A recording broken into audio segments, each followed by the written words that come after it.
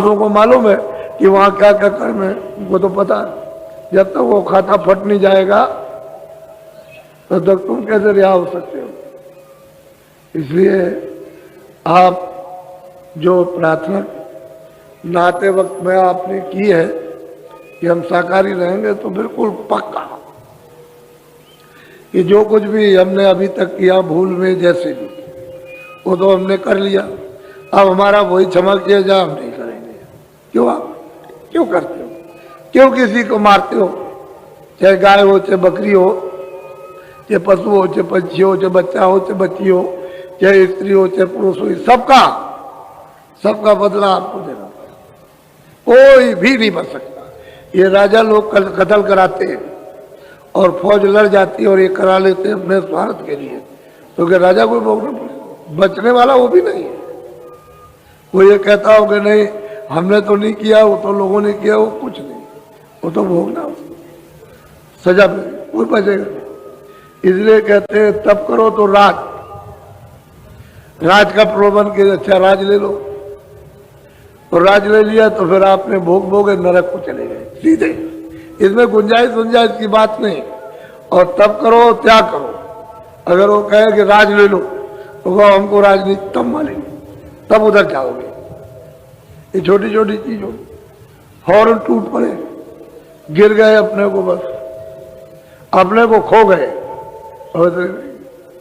अरे त्याग तो होना चाहिए कुछ। क्यों दूसरे की चीज लेते हो आप?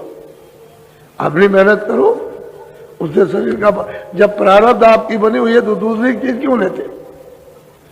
आप अपना मतलब मेहनत कीजिए, मेहनत से शरीर का पालन पोषण हो तो उसकी किस्मत बनी हुई है, वो तो उतना उसको मिलना ही है।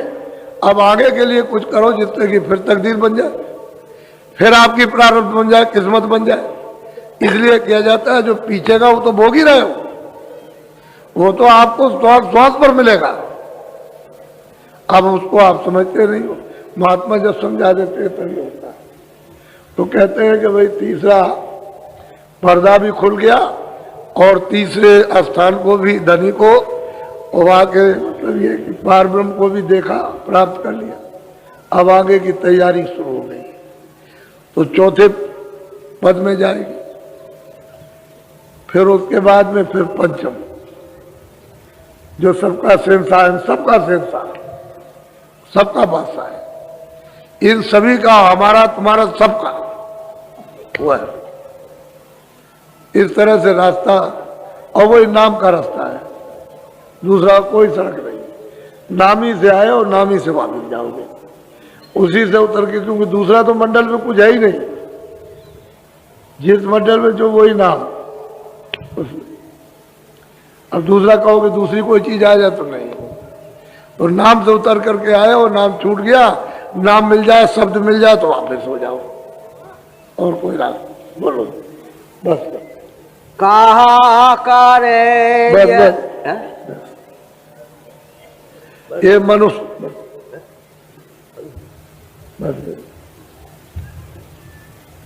ये मनुष्य तन दुर्लभ से मिला। कितनी पूर्व में तपस्याएं की आपने, कितने दान पुण्य, कितने अच्छे नहीं कहा, तब आपको मिल गया। और इसलिए जीवात्मा को अब की बात आप जगा, ये सौभाग्य है सबका। आओ भाग, फिर ये मौका मिलेगा। आज शाम को नामदान होगा। जो जिज्ञासु हैं, जो बाहर से आए, उनको तो मिलेगा ही। हम तो इसी काम के लिए आए, और हमारे काम हमारा क्या, हमको तो ये जगाना। हम तो चाहते हैं कि दरवाजे पे बैठ कर चलो जल्दी से इधर बैठो और निकलो, क्योंकि जीवात्मा यहाँ फंसी पड़ी है। यहाँ उस पर ये सब कूड़ा कचड़ा अंदर लदा हुआ, तो थोड़ी सी निमित्त मात जरा सी ये मेहनत करो कि इधर से मुंह मोड़ो। ये मन है, बुद्धि है, चित्त है, और इधर मतलब ये यहाँ इनको लगा के अंदर के कान, अंदर की आंख, अंदर की नाक से काम लो, सुनने का, देखने का, सूंघने का। तो तुम्हारी आंख भी खुल जाए, कान भी खुल जाए, नाक भी खुल जाए। आंख तुम्हारी उससे काम नहीं लेते हो, कानों से काम नहीं लेते हो, इसलिए वो खराब पड़े हुए। फिर उस पर खराब होने के एवज में गंदगी लाद ली। अब वो महात्मा जानते हैं गंदगी कहाँ लदी और तुम साफ नहीं अपने को कर सकते हो, तो कहते हैं जब ऐसे करो ये सुलभ हो जाएगा। तो धीरे से लगाते हो, फिर सफाई करते कहते हैं सामने देख, सामने सुन, उधर ऊपर की तरफ। तो धीरे धीरे करत करत अभ्यास के जड़मत और सुजा। गोस्वामी जी महाराज भी तो ऐसे ही थे कि जब उनको रास्ता मिल गया तो घर में किसी को बताते नहीं थे माँ बाप को क्या कर रहे हैं, बैठ करके कमरे में।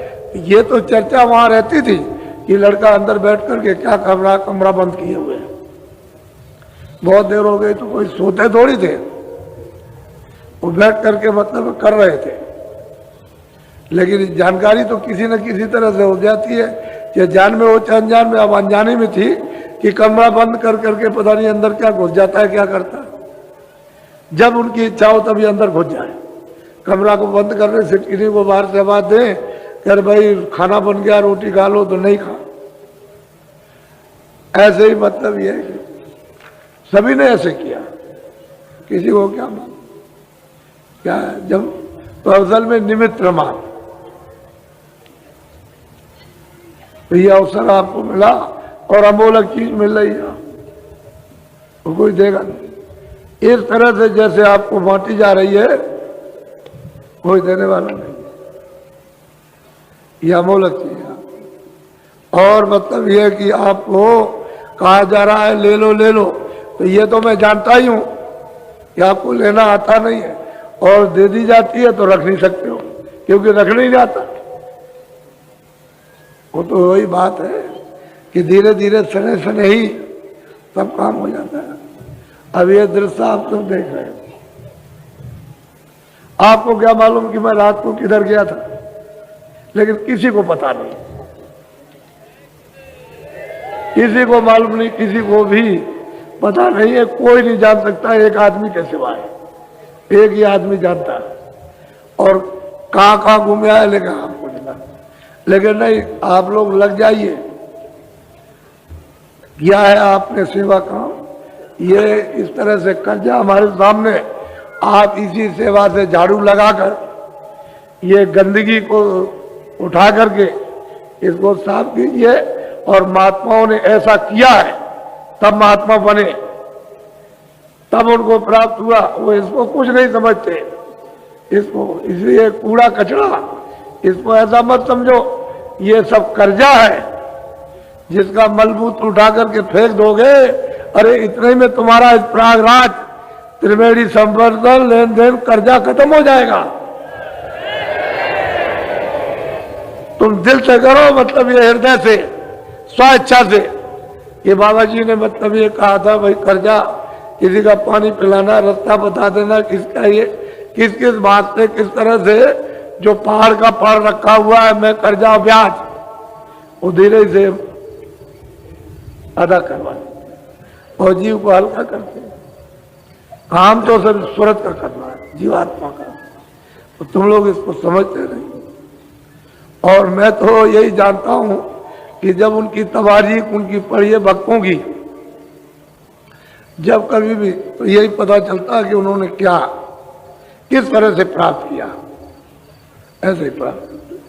तो आप तो उतनी मेहनत करते भी नहीं, सीधी सादी तो घेर घार करके सबको ले आए हैं और यहाँ पर इस पर आए सब लोग प्रेम के साथ में।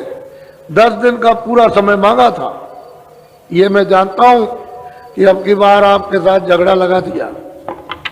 ये बच्चों के इम्तहान सब जगह इसी समय पर रख दिए, पहले तो नहीं पढ़ते थे, अब की बार इस समय पर लगा दिया कि ये बच्चों के इम्तहान की वजह से कितने लोग रुक गए। ये जितनी जनता यहाँ दिखाई दे रही है इसके आधे लोग इसमें रुक गए। अगर बच्चों का इन 10 दिनों में इम्तहान ना होता तो आप उस समय पर आप देखते, लेकिन फिर भी 1 तारीख को आप देखिए इसको, ये सब देख रहे हैं आप। इसी तरह से अगर लोगों को भजन करना है वास्तव में, क्या मैं मतलब हरि का भक्त होना चाहता हूं, हरि आदेशों पर चलना चाहता हूं, मैं रामायण गीता भागवत को मानता हूं, मैं देवी देवता को मानता हूं, तो शांति के साथ पूजन कीजिए। कोई आंदोलन नहीं, कोई हड़ताल नहीं, कोई गाली नहीं, कोई गलोज नहीं, कोई किसी की निंदा। क्या जरूरत है? अबे तुम कहते हो निंदा करोगे तो दूसरों का बाल ला दोगे, दूसरों का गुनाह अपने ऊपर क्यों ऐसा करते हो? तुम्हारी किताबों में लिखा निंदा किसी की मत करो। क्यों निंदा करते हो? क्यों गाली गली देते हो? क्यों उसको